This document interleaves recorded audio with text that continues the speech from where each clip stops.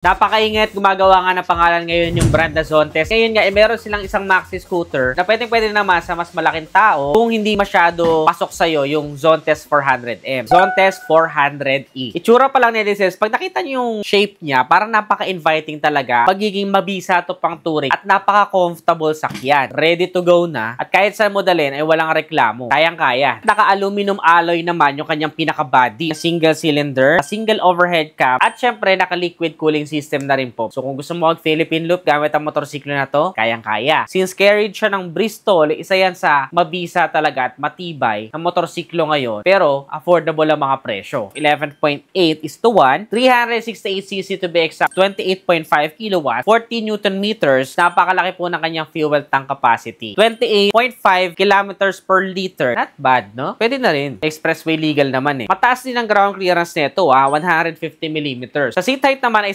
770mm po ito. Nung makita ko siya sa personal, ay napakalapad po ng kanyang seat. 120/70/15 sa front and 140/70/40 naman sa rear. Naka-disc brake tayo, pati na rin sa likod, and dual channel ABS na po. Meron din po itong camera na pwede mo na din magsilbing dashcam para ma-record mo, especially nowadays na medyo delikado na talaga sa kalsada. 338,800 pesos.